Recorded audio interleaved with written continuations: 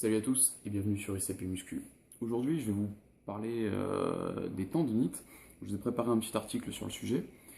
Donc, le but de cette vidéo, ça va être de compléter l'article, non pas de le remplacer cette fois, euh, en vous proposant en fait un protocole que vous pouvez utiliser pour traiter une tendinite. Donc, qu'est-ce que j'entends par traiter une tendinite? D'une part, ça va être d'accélérer la guérison de la tendinite. Et d'autre part, ça va être de se débrouiller pour traiter les causes de la tendinite, pour éviter justement qu'elle devienne chronique, qu'elle réapparaisse systématiquement pour vous pourrir la vie. Donc pour ce faire, on va effectuer une séance type mobilité, donc travail que les crossfitters connaissent assez bien. Donc ça va se passer avec des massages, des étirements, des exercices de mobilisation, des exercices correctifs, des exercices de renforcement musculaire. Donc tout ça, vous allez pouvoir le faire dans n'importe quelle box. Normalement, hein, c'est du matos classique que vous utilisez, des bandes élastiques, des rouleaux, des choses comme ça. Donc moi, je l'ai fait à CrossFit 67 à Strasbourg, donc c'est la salle où je m'entraîne.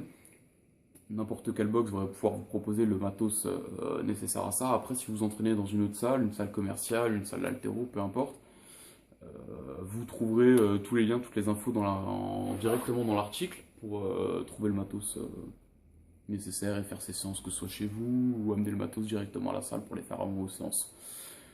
Donc, dans la partie qui va suivre, vous allez donc me voir faire les différents exercices dont je suis en train de vous parler. Donc, moi je le fais, ce protocole, je vous donne un exemple de protocole pour traiter une tendinite qui se trouve à l'épaule. Parce que simplement j'ai une tendinite au niveau de l'épaule, donc c'est sur le chevron du triceps, donc ça se trouve à ce niveau-là. Moi j'ai le souci à ce niveau-là, vous pouvez très bien l'avoir à n'importe quel tendon. Le protocole sera évidemment pas le même, vous n'allez pas utiliser les mêmes exercices, mais le principe est le même. C'est-à-dire que dans tous les cas, il faudra vous occuper des causes de la tendinite, problème de posture, muscles trop raides, pression trop importante, mouvements mal effectués, etc. Et d'un autre côté, il faudra effectuer un certain nombre d'exercices pour directement accélérer la guérison de la tendinite. Donc après, l'exemple que je vais vous donner peut ne pas s'appliquer directement à vous, mais le principe global sera le même. Voilà, donc je ne vais pas m'étaler des heures sur ce qu'est un tendon, ce qu'est une tendinite, etc. Toutes ces infos-là, vous allez les retrouver dans l'article, hein. Je ne vais pas vous faire une vidéo qui va durer une plombe de nouveau. Là, on est parti pour 10 minutes de démonstration après dans la partie qui va suivre. Donc, je vais vous laisser sur la vidéo de démonstration, je vous retrouve après. Et bah, tout de suite. Ok, donc comme on peut le voir, là je suis en train de me masser les biceps avec un bâton. Bon, qu'on aurait pu utiliser le rouleau à la place du bâton, il n'y a pas forcément de préférence à avoir. Le tout, c'est vraiment de masser, de relaxer un maximum tous les muscles qui vont être autour des zones douloureuses. Donc là, on passe sur le triceps. Alors le triceps, c'est une zone douloureuse, mais certains points plus précisément que d'autres. C'est pour ça que là, je masse tout le biceps avec un bâton, et après je m'attaquerai plus précisément aux zones les plus douloureuses, aux insertions qui sont directement touchées par la tendinite. Là, c'est le pectoral. Donc là, encore une fois, on aurait pu le faire au rouleau. Ça a tendance à être plus pratique, hein. La position là est pas vraiment confortable. Donc, si le pec est une zone assez tendue, il vaut mieux la faire au rouleau.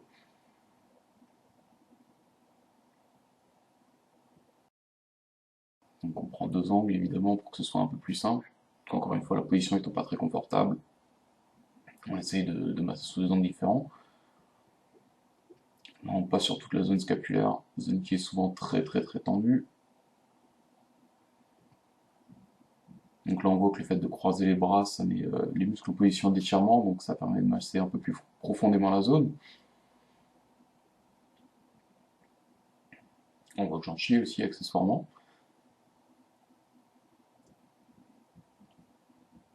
Donc là encore, c'est pas la zone qui est directement touchée, mais c'est une zone qui, si elle est raide, va mettre plus de stress sur le tendon touché au cours de certains mouvements. Donc c'est important de détendre vraiment toutes ces zones. Ça sert à rien de traiter un peu la tendinite si les, euh, les restrictions sur les différents mouvements ne sont pas traitées en amont, quoi. Donc là, on voit que je tends les bras pour cibler les muscles encore différemment, détendre un maximum toute la musculature, les tissus, etc. Toujours un truc bien agréable comme on aime, hein.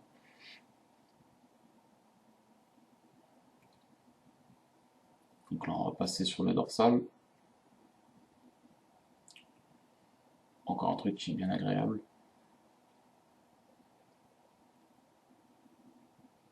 Donc là encore, une fois de plus, c'est pas une zone qui est directement touchée par la tendinite, mais c'est une zone de restriction.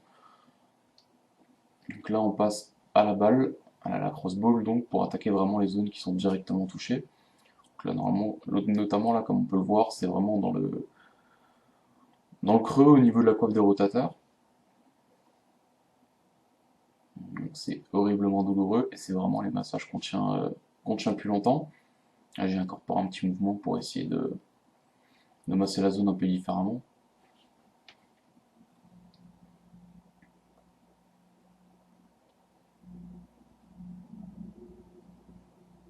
Je remonte tout doucement vers l'insertion du triceps. Donc dans mon cas, c'est le chef-fond du triceps qui est touché. Donc là, je suis quasiment directement sur la zone de la tendinite, ce qui explique la phase de cauchemar que je me traîne. C'est vraiment pas agréable comme traitement. J'aime autant le préciser. Mais voilà, on fait ce qui est nécessaire. Là, on voit que je brasse un petit peu, je contracte, j'étire, je contracte. Ça permet encore une fois de mettre un petit peu de mouvement là-dedans, d'attaquer ces tissus toujours différemment. Là, c'est des petites rotations de l'épaule, toujours pour masser différemment. Alors c'est un petit peu chiant, hein, c'est pas agréable, les gens vous regardent, se disent mais qu'est-ce qu'il fout, il fait des câlins au sol ou quoi? Mais voilà, encore une fois, on fait ce qu'il est nécessaire de faire. Donc là on commence à passer aux mobilisations aux étirements. On voit qu'il y a une bande assez solide qui est attachée au rack. Donc là c'est un premier étirement qui va surtout chercher à cibler vraiment l'ouverture thoracique, donc on étire majoritairement le dorsal et le triceps. Donc le triceps qui est la zone directement touchée dans mon cas par la tendinite, et le dorsal qui est une zone de restriction importante. Parce que si le dorsal est tendu, je ne peux pas verrouiller le bras, et donc forcément il y a un stress phénoménal qui est placé sur le tendon du chef-long.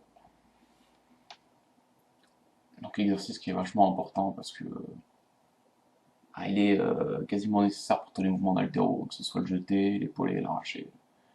C'est nécessaire de se déverrouiller vraiment dans cette position. Donc là on étire plutôt le pectoral et les dorsales, enfin, le grand dorsal plutôt. Donc toujours une bande très solide hein, qui est accrochée au rack, ça permet de décoacter l'articulation et de lui permettre de respirer, de se recharger un petit peu.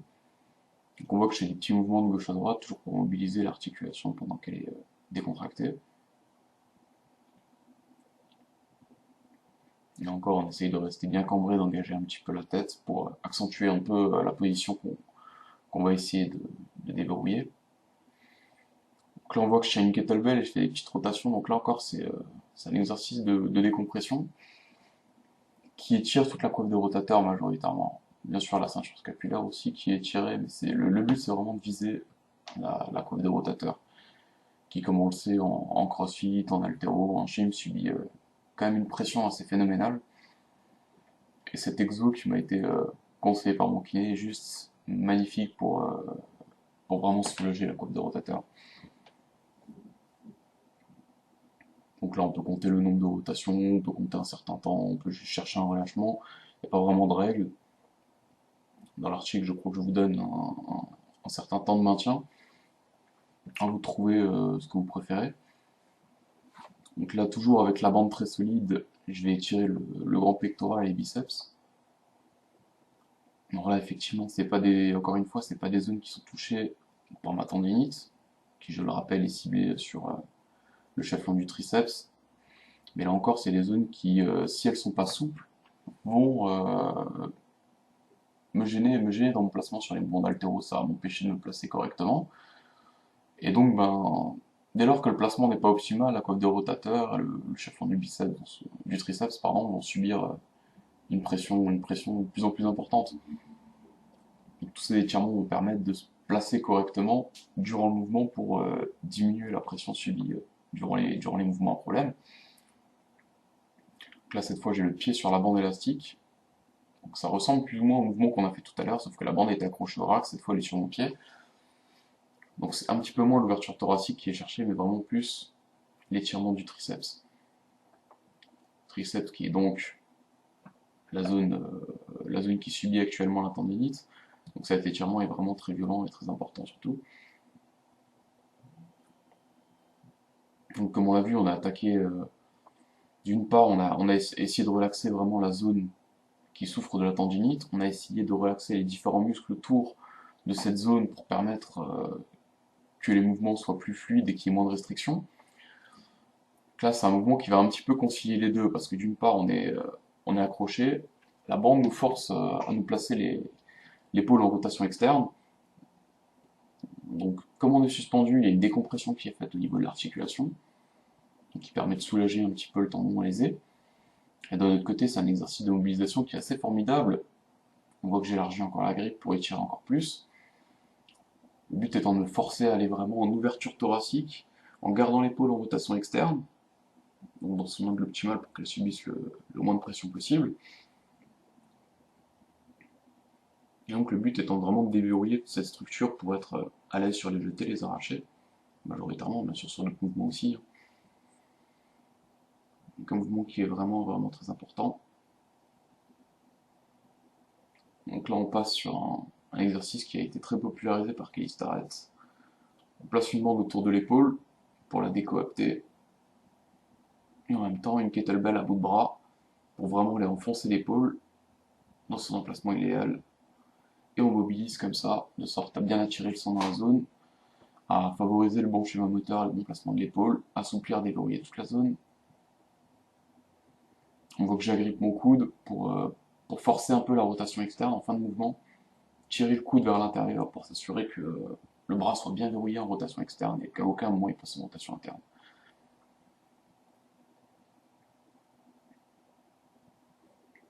Même principe ici, sauf que cette fois la kettlebell est placée overhead. On voit que je laisse le bras un peu partir, je verrouille. Je le laisse partir, je verrouille. Encore, c'est un travail d'activation, de mobilité active. Le bras est en bas, j'ai une position qui n'est pas idéale du tout, mais dans laquelle je me retrouve parfois quand je suis pas assez chaud.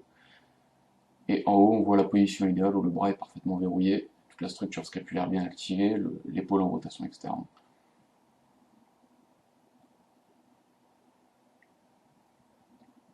Donc là, on attaque vraiment les exercices de prévention. Donc là, c'est vraiment du renforcement de la coiffe de rotateur. C'est pour ça que je le fais des deux côtés. Vu que c'est de la prévention et non pas du traitement de la tendinite, je le fais des deux côtés. Donc là, on a des rotations externes, ce qu'on appelle aussi des L-fly ou des autostoppeurs. On se concentre uniquement sur la rotation externe de l'épaule, donc le travail de l'infraépineux, d'un côté puis de l'autre. Mouvement qui est doublement intéressant parce que d'une part, c'est de la prévention des blessures, ça va me permettre de renforcer la coiffe de rotateur, d'éviter qu'elle soit de nouveau sujette à une blessure. Et en plus, vu que c'est des séries assez longues, ça pompe justement du sang dans la zone lésée, le sang dans les nutriments et donc va favoriser le rétablissement après la tendinite. Un autre mouvement, donc là c'est ouverture-fermeture au niveau de la ceinture scapulaire.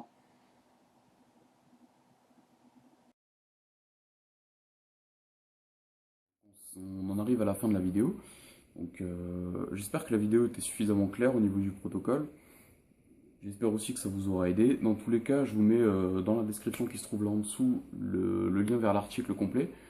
Encore une fois, dans l'article, vous trouverez des conseils généraux pour structurer votre travail de guérison de la tendinite.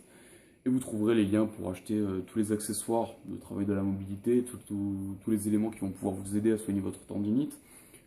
Et, que ce soit les compléments alimentaires, des conseils dans l'alimentation, des accessoires type électrostimulateur, etc. Tout ça, encore une fois, vous le trouvez dans l'article qui va se trouver là en dessous. Et, donc j'espère que la vidéo vous aura plu, que l'article vous aura plu. N'hésitez pas à me dire ce que vous en avez pensé dans tous les cas. Et je vous souhaite une bonne lecture si vous n'avez pas encore lu l'article. Et je vous dis à la prochaine. A plus.